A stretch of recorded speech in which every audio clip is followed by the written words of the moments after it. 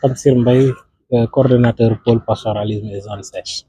Le pôle pastoralisme et zone sèche qui regroupe le CIRAD, l'Université Cheikh Anta Diop, le Centre de suivi écologique et l'ISRA, qui est un dispositif en recherche partenariat créé depuis 2001, organise chaque année ce qu'on appelle le conseil scientifique.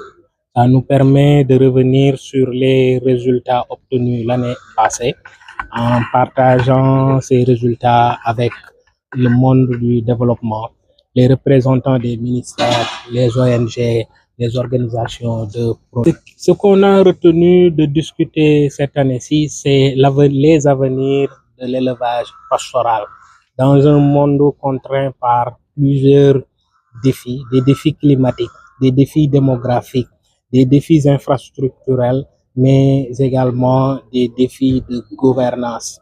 Et dans cette florilège de défis, le pastoralisme est une activité qui s'est toujours montrée résiliente et qui a toujours su s'adapter à de nombreux contextes et de mutations.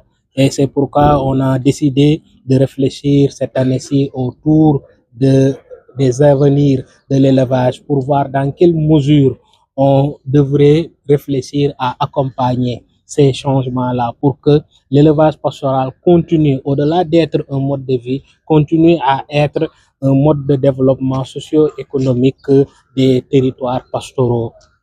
Alors, le comité scientifique, comme tu l'as si bien dit, est comme un cap qui nous permet de partager les résultats obtenus là où nous en sommes, de recueillir leur feedback et de mieux réorienter nos activités de recherche futures pour prendre en compte les différentes contraintes remontées par les participants, surtout les organisations des producteurs, mais également les pouvoirs publics. Et ça a été heureux de noter que les représentants du ministère de l'Environnement et de la Transition écologique, de même que le représentant du ministère de l'Agriculture, de la souveraineté alimentaire et de l'élevage, ont rappelé la nécessité impérieuse de continuer à compter sur la recherche sur le pastoralisme pour arriver à mobiliser, à valoriser les résultats de cette recherche-là dans l'élaboration et la mise en œuvre des différentes politiques publiques sur l'élevage pastoral.